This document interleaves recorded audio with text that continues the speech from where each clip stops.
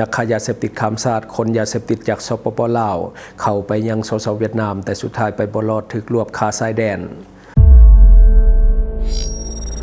Time to share D+ ผลิตภัณฑ์ปกป้องตับจากเครื่องดื่มแอลกอฮอล์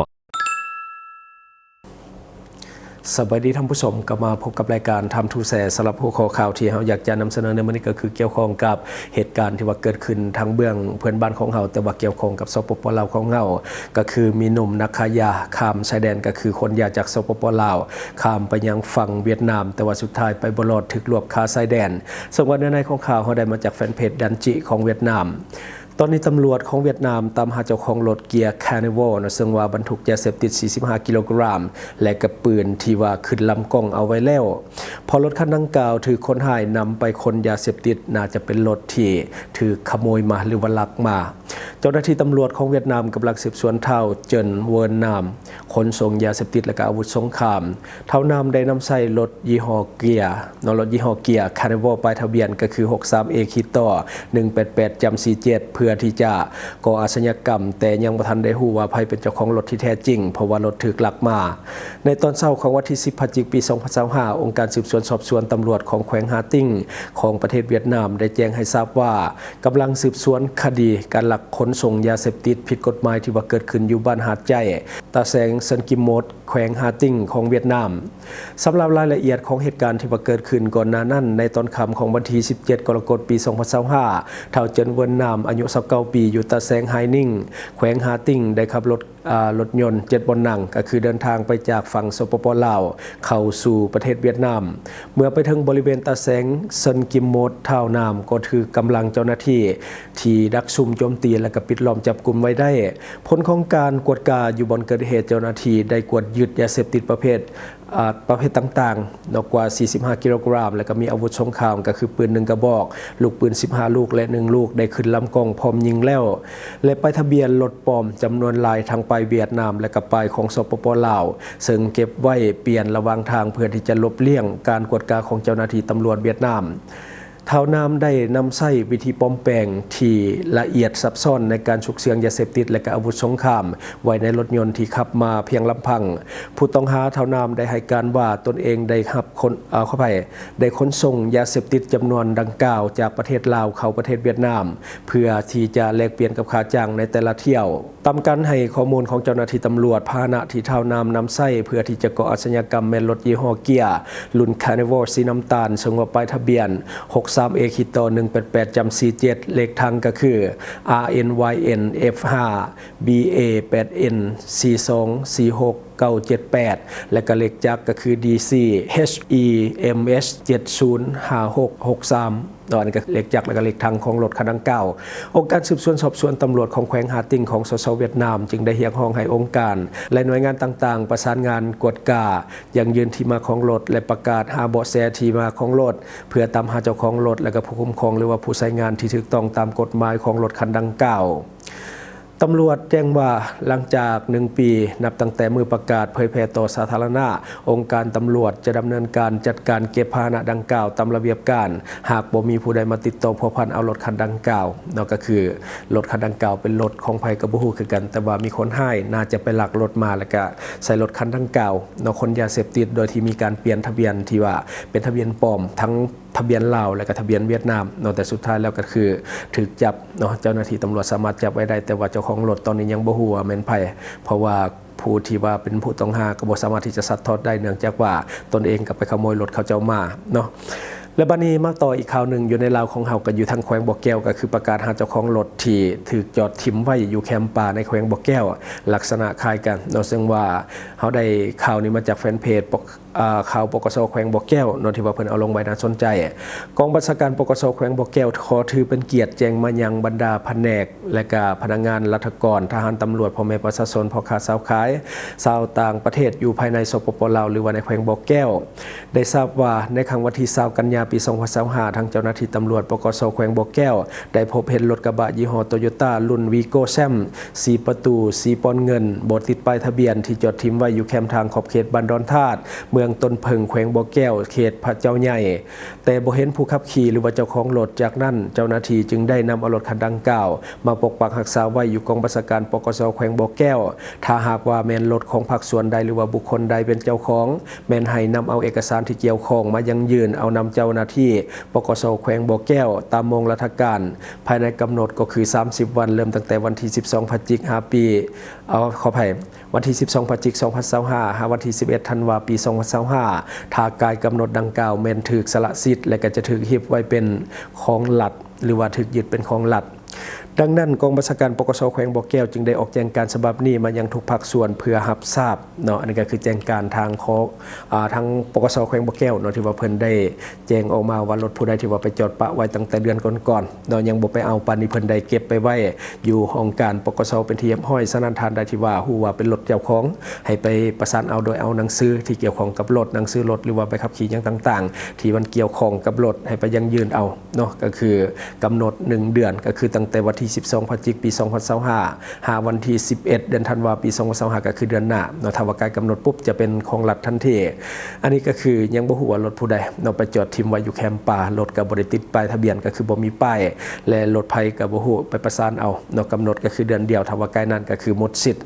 ที่จริงเนี่ยการตามหาเจ้าของบ่น่าจะยากปานใดเนาะเพราะว่าเฮาสามารถเบิ่งเลขจักรเลขทางแล้วก็เข้าไปเบิ่งในฐานข้อมูลหรือว่ากองตนของกระทรวงที่เกี่ยวข้องก็คือกระทรวงโยธาธิการนี่แหละที่ว่าเขาจะเก็บกำข้อมูลเกี่ยวกับสถิติของรถเนาะถ้าว่าอยากกวดแท้ๆมันก็บ่ได้ยากเบิ่งเลขจักรเลขทางก็สามารถที่จะเบิ่งได้ถ้ารถนี่เนาะบ่เกี่ยวข้องกับสิ่งผิดกฎหมายแต่อย่างใดสามารถที่จะไปประสานงานเอาได้เนาะตลอดระยะเวลา1เดือนก็คือตั้งแต่เดือน11เดือน12ถ้าว่าเกินหันก็จะหมดสิทธิ์เนาะหลังจากนั้นไปเอาก็จะบ่ได้แล้วแต่ถ้าว่าเกี่ยวข้องกับสิ่งผิดกฎหมายก็จะอีกแบบนึงเนาะเพราะว่าไปจอดไว้อยู่แคมป์ป่าแบบนั้นเนาะมันก็คิดได้หลายแง่หลายมุมเพราะว่าตอนนี้จอดรถไว้แล้วก็ไปเลยบ่มีผู้ใดเป็นเจ้าของไปประสานงานเอาเนาะบัดนี้มาต่ออีกข่าวหนึ่งก็คือเกี่ยวข้องกับเรื่องของยาเสพติดคือกันที่แขวงหลวงพระบางทำลายยาเสพติดหลายกว่า 35,000 กับ900 เม็ดเนาะซึ่งว่าอันนี้ก็คือในข่าวเขาได้มาจากแฟนเพจประเทศลาวแหล่งข่าวจากแขวงหลวงพระบางให้ฮู้ว่าแขวงหลวงพระบางได้จัดพิธีทำลายยาเสพติดขึ้นในวันที่6พฤศจิกายนปี2025ที่เดินกีฬาในโฮมแขวงหลวงพระบางบ้านนาสังเวยนครหลวงพระบางโดยซึ่งว่าเนื่องในโอกาสวันชาติต้านยาเสพติดวันที่12ตุลาคมปี2024เอาเข้าไป2025ครบรอบ24ปีที่ผ่านมาโดยมีฐานบุญเหลื่อมมณีวงศ์เลขาคณะบริหารงานภาคแขวงพร้อมด้วยกงสุลใหญ่สปจีนประจำภาคเหนือของแขวงหลวงพระบางพนักงานราชการทหารตำรวจประชาชนนักเรียนนักศึกษาเข้าร่วมทานพันเอกคำเผ่าเดชบัณฑิตรองหัวหน้ากองบัญชาการปกส.แขวงหลวงพระบางได้รายงานจะตั้งปฏิบัติวาระแห่งชาติว่าโดยการต้านยาเสพติดระยะที่1เอาเข้าไประยะ1ปีผ่านมาแขวงหลวงพระบางสามารถที่จะมั่งคดียาเสพติดได้173กรณีผู้ถึง5ทั้งหมด240คนแล้วก็มีผู้หญิง22คนแล้วก็คนต่างประเทศเอาเข้าไปและคนต่างประเทศ7รายผู้ถึง58คนยิง1คนยึดของกลางยาเสพติดประเภทเฮโรอีน 24.9 กรัมและยาบ้า 1,515,014 เม็ดน้ำหนักแม่น1ห้อย11.5 กรัมและก็คอลลาเจน 1.1 กรัมและเคตามีน 11.6 กรัมยาไอซ์ 11.6 กรัมและก็ยาฟิน 21.3 กรัมเม็ดสีขาวไข่คือยาไอซ์แม่น2ห้อย 17.7 กรัมและก็อื่นๆอีกพร้อมนี้ยึดเครื่องจักรประเภทเครื่องจักรที่ใช้ผลิตและก็อุปกรณ์ผลิตยาเสพติดเช่นเครื่องอัดเม็ดยาบ้า1เครื่องและก็หัวตอกยาบ้า WY 14หัวและก็จักรบดยาบ้า1เครื่องกาจำสัญลักษณ์ยาเสพติด26อันและก็เครื่องยึดเครื่องพาหนะรถใหญ่10คันรถจักร49คันแล้วก็โทรศัพท์มือถือแม่น200กับ1เครื่องปืนเซกาเซ1กระบอกแล้วก็ปืนสัน2กระบอกปืนกีฬา2กระบอกปืนแก็บลาเนื้อ1กระบอกแล้วก็ปืนดัด3กระบอกและก็อื่นๆอีกจำนวนหนึ่งโอกาสนี้ฐานบุญเหลื่อมมณีวงศ์ได้เน้นให้ทุกภาคส่วนในสังคมได้เอาใจใส่แก้ไขปัญหายาเสพติดอย่างเข้มงวดและเด็ดขาดโดยให้ถือเอาเวียกงานคุ้มครองและก็สกัดกั้นและก็ต้านยาเสพติดเป็นพันธะเป็นหน้าที่ของทุกภาคส่วนนับตั้งแต่คันแขวงลงฮอดคันบ้านเพื่อเพิ่มทวีเอาใจใส่ต่อเวียกงานโฆษณาศึกษาอบรมและก็สร้างความรับรู้ให้ทั่วสังคมอย่างกว้างขวางและก็เอาใจใส่เวียกงานบำบัดปิ่นปัวฟื้นฟูสุขภาพและก็ฝึกอบรมวิชาชีพให้ผู้ติดยาเสพติดสุ สุมใส่ปฏิบัติตามมาตรการทางกฎหมายให้เข้มงวดโปร่งใสและก็เป็นมืออาชีพเอาใจใส่ติดตามกฎการและก็ศึกษาบ่มพ่อแม่ประชาชนบ่ให้มีการลักลอบปลูกฝิ่นคืนพร้อมทางเพิ่มทวีการร่วมมือกับต่างประเทศโดยเฉพาะสสเวียดนามและสปจีนเพื่อสกัดกั้นและก็ต้านการค้ายาเสพติดข้ามชายแดนให้หลายขึ้นยาเสพติดที่นำมาอยู่ในครั้งนี้แม่นศาลตัดสินใช้อย่างเด็ดขาดแล้วประกอบมียาบ้า 35,900 กับ4เม็ดน้ำหนักก็คือ